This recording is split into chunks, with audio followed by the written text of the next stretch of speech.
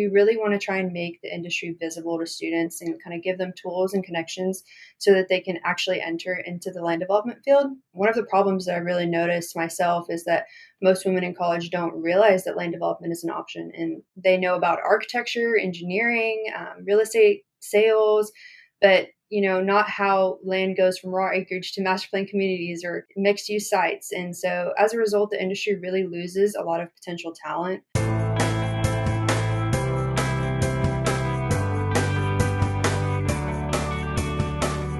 Hey, what's going on, everybody? Welcome back to the Land Development Podcast. I am your host, Ryan Glick.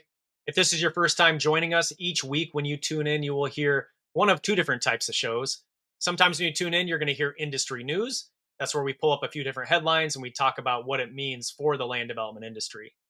Then other times, you're going to hear an interview style show where we have on someone associated with the land development industry and we dig into some topics that are of interest to them.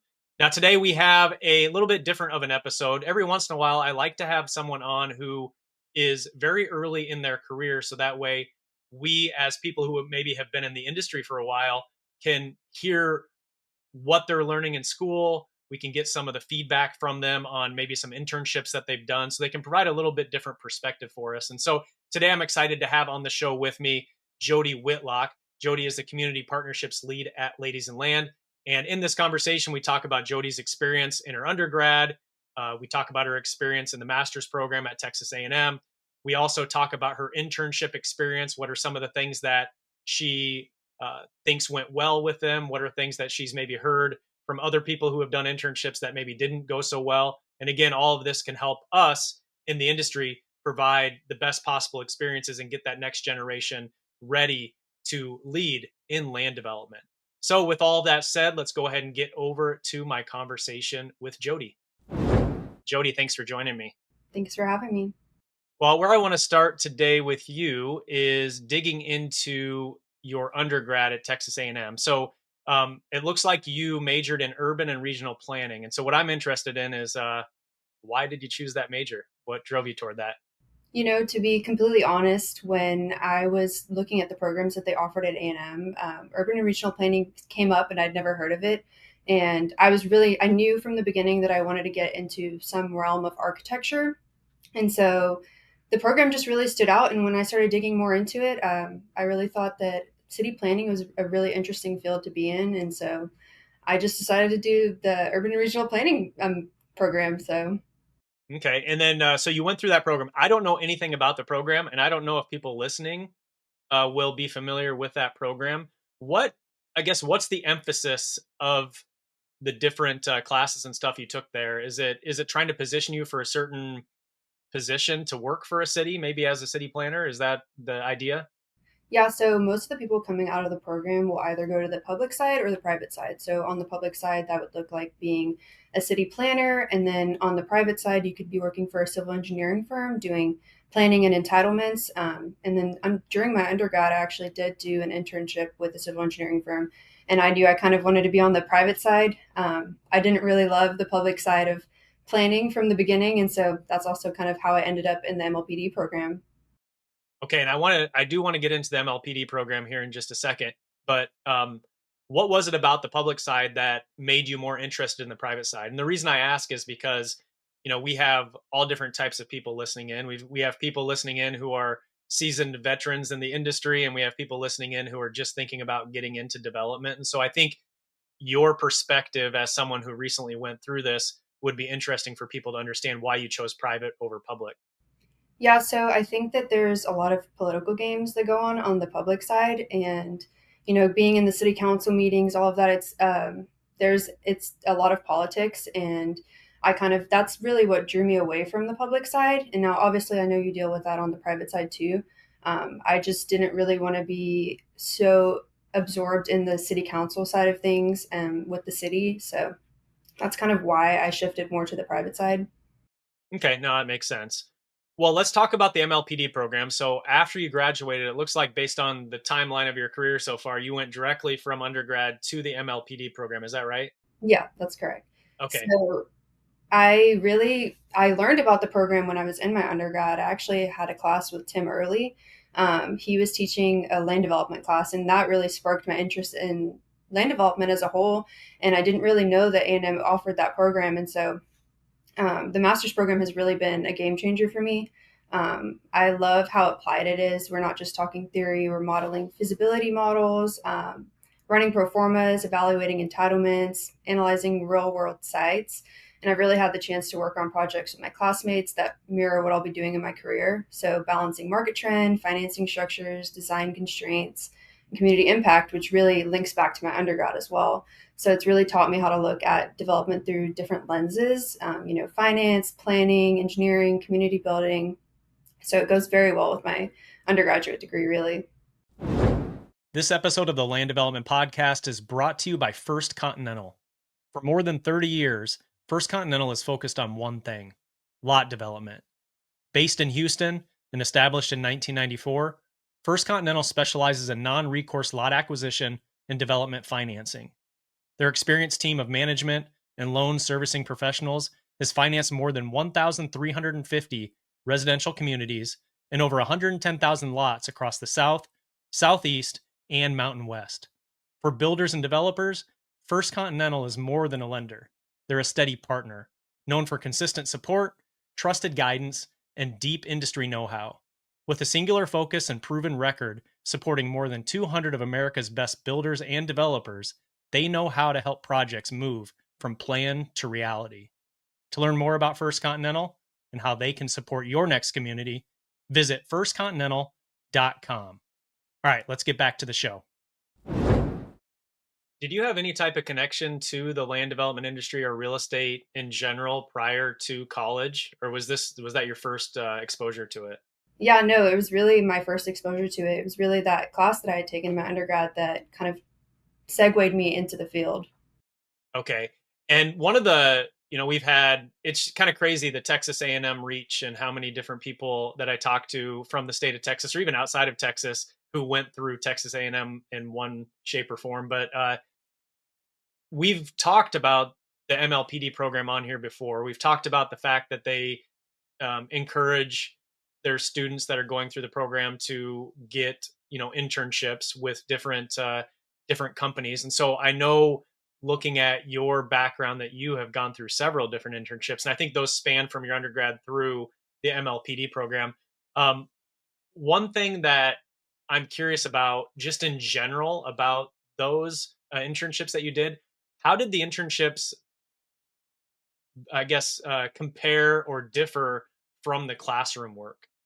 I think so. In the classroom setting, it's a lot of theory, and A&M does do a really good job to kind of give you real life examples. But it's really just the difference between like practical skills that you're using in whatever field you're in, and then the theory you're taught in class. So it's really the little things, learning the programs that you're going to use at different companies, really seeing the ups and downs of projects. That's a very big learning, I guess, aspect of things versus internship and then in class, because you can really see what's going to go wrong when you're working in real life versus just looking at it in theory in class.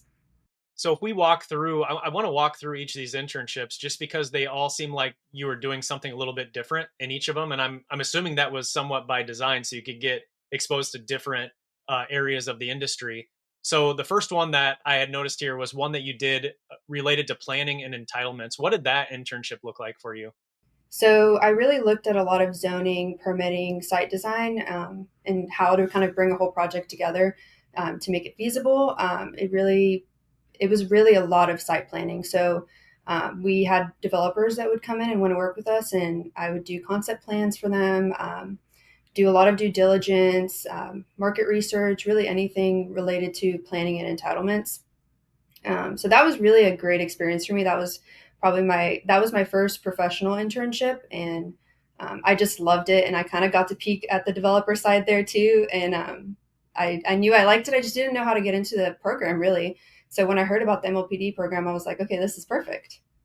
Okay, so this, as far as the timeline goes, then you went into this internship prior to the MLPD program. Yes, so that was during my undergrad, and it Okay. was yeah, so it was one of our program requirements, and so I was living in Dallas, working for McAdams for about 6 months. So it was a very good experience. It was kind of odd coming back to school after that. All right, then it looks like you did one as an acquisitions analyst. What did that position look like? It really gave me a good front seat into underwriting deals, evaluating markets, and seeing how investment decisions are really made.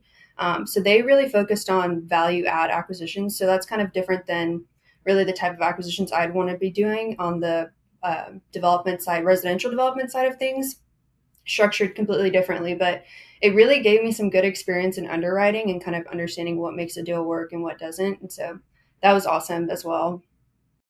All right, then that brings us to your residential land development position. What did you do in that role? Yeah, so this past summer, I was working for Caldwell Companies, and I was just a land development intern. I really got a lot of experience on the development managing side. So I got to be on site a lot.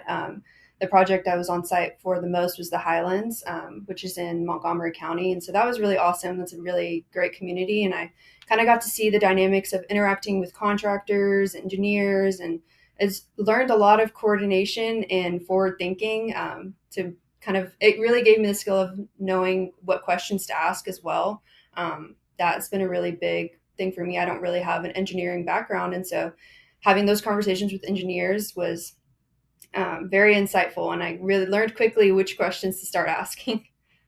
Well, I'm sure a lot of the people listening in that have been in the industry for a while probably have internship positions in their companies that they offer to students. And so, from your perspective, do you are there things that went well across the different internships that you did that you think that those companies should think about for their interns? Like, are there things that you can think back on and say, I really liked this about my internships, or whatever it may be?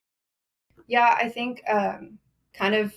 I really it depends. I've had really different internships. They've all been pretty different experiences. Um, for the ones that have been more hands-on, that's been really great because you get a sense of comfort to ask questions and kind of get out of your comfort zone, and you really thrive in that type of environment. But then I've also had internships where it's a little more hands-off, and that's been great too because you kind of have to take initiative and you get exposure to things and just start doing things that you maybe wouldn't do in a more controlled environment. And so that was a really good experience for me. I'd say, gosh, I don't really know whether there's a lot of structure, whether there's not a lot of structure. I think there's positives to both sides of it. Really having somebody that is going to invest in you as your manager and wants to see you learn, that is really important. I think that people are so busy, and I know all the internships I've had, my superiors are really busy people, so it's hard to kind of give a lot of time to your intern, but bring them along with you if you're busy. Like if you don't have something to do, like if you have a lot to do, bring them along with you. Let them sit in meetings. Like just being able to watch and be like a fly on the wall is, I mean, you learn so much. Do you know of any horror stories of other people that you know that had internships maybe in this industry that didn't go so well? And are there things that you think our listeners could learn from that? I think that there's a lot of people that go into internships and then they don't have anything to do. They kind of will just sit there all day and there's nothing for them to do. Um, I guess the best thing you could do is kind of just take initiative. There's always something to do. I've had internships where there's been like I haven't had something specific given to me, but there's always something to do. You know, like find something to do would be like my advice. And yeah, I mean, there's been a lot of interns that haven't had much to do. Another thing I noticed too is that you've continued to be involved in a lot of organizations, but you've been in a lot of organizations throughout your college career. And so I have a few things I want to dig into on that. But before that, I am curious, how would you describe yourself from a personality standpoint? Do you consider yourself introvert, extrovert? How would you describe yourself? I'd say it depends. It depends the setting. I'd say I'm both really. In a professional setting, I'd say I'm more of an extrovert. In a private setting, I'm probably more of an introvert. So it really just depends on what environment I'm in. Okay. And the reason I wanted to ask that too is because it's a lot of people avoid organizations. Like they avoid the groups, right? They just want to kind of stay in their own space and not necessarily put themselves out there. So, what were your experiences like in these different organizations? And maybe first starting with Texas A&M, it looks like you were involved in the Association of Student Planners, the American Planning Association, and also Real Estate Development Association. What were your experiences like there? Yeah, so all of these organizations were really great and kind of starting my network and kind of getting to touch a little bit of different aspects of each industry. So a lot of those in my undergrad were really based around planning. And so I kind of got exposure to a lot of different aspects of planning. I got to see a lot of where people go with my degree, and so that was really interesting in like helping me decide if I wanted to go into the private side, the public side. But overall, I feel like these organizations they were great, but they're also very big, and so there's kind of a sometimes a disconnect. I didn't feel super connected in a lot of these organizations, even though they did give me a lot of benefits. Yeah, and I know you're also actively involved in Ladies in Land as well. And I had Erica Sinner on the show back a few weeks back. And with your role, I'm curious of a couple things. So, with your role, what does that look like in the organization? And then I'm also interested in digging into what are some of the things you have coming up with Ladies in Land, maybe later this year and into 2026. Yeah, so as the community partnerships lead for Ladies in Land, I really manage kind of the membership side of things and then the sponsorship side of things.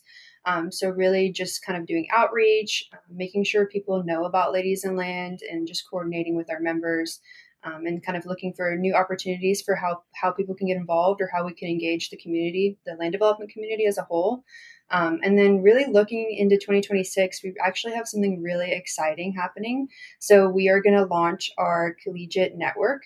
And so, for me, when I was an undergrad, I didn't really know land development was a career path for me. And it wasn't something that career services really pushed. And you don't really see job boards like you with land development positions, you see consulting or finance. And so this gap is exactly why we're going to launch the Ladies in Land Collegiate Network in 2026. We really want to try and make the industry visible to students and kind of give them tools and connections so that they can actually enter into the land development field. And one of the problems that I really noticed myself is that most women in college don't realize that land development is an option, and they don't know. They know about architecture, engineering, real estate, sales, but not how land goes from raw acreage to master plan communities or mixed use sites. And so, as a result, the industry really loses a lot of potential talent, especially with women. Before they even know that the field exists. And so in 2026, we're going to start out in Texas with the collegiate program. It's really going to be based on mentorship, real world exposure, and then visibility. So we really want to try and turn, curiosity into capability and then capability into careers. So a lot of really exciting things happening with Ladies in Land in 2026. And I feel like this is a good way almost for me to give back. At that point, I'll probably be in my career. And so I will definitely still be plugged into Ladies in Land and helping see this through. So, what does that look like as far as at the colleges themselves? Are there certain details of, I mean, are these just groups at each of these different universities and colleges that you're going to be working with to set up almost like Ladies in Land? I don't even know what you would call them, but Ladies in Land groups that where they get together and then it's, I think you called it maybe a feeder program or something that goes into Ladies in Land in general. Is that what that looks like? Yeah, so right now, kind of how Ladies in Land is structured is we have chapters across multiple different markets. And so we want to do the same kind of concept. We want to have chapters at each college. And so the difference kind of between what the collegiate network is going to look like and what the current Ladies in Land network looks like is it's going to be not people that are necessarily they might not be in a program that is geared towards land development. They might not be in engineering or planning or anything like that. It's really to bring a lot of visibility to the space and kind of show women that this is an option for them. And so it's going to be kind of a mixed group of people, really just getting them plugged into land development and bringing all that visibility to it. So it's kind of similar, a little bit different. We'll have, chapter leaders. We're still going to be working out the kinks on it. And like I said, Texas is going to be kind of our trial run. And so if it works good, if it doesn't work good, we're going to adjust and then kind of scale from there. So Okay, one more question on this because I'm interested. If there's people who are maybe at a university, college students who are at a university somewhere else in the United States, can they reach out to you to potentially be considered for as a future college or university to have one of these groups started at their school? Yeah, absolutely. I mean, we've already had quite a few people reach out, wanting to establish chapters. And so you could reach out to info@ladiesandland.com and kind of just express your interest. And, as we kind of go throughout the year, we're going to start doing probably some more outreach and kind of getting things more established. And so there's definitely that possibility. If you know that you are interested and you want to have a chapter at your university, you can just reach out to us and we can kind of get that rolling. So what do you want to do with your own career? I know you're, like we said at the outset of this, you're currently working as the community partnerships lead at Ladies and Land. Do you see yourself eventually getting into some sort of development role inside of a land development company? Do you want to start your own company someday? Like what are your aspirations? Yeah, so I mean, looking ahead, I graduate in December, and so I plan to step directly into the land development field.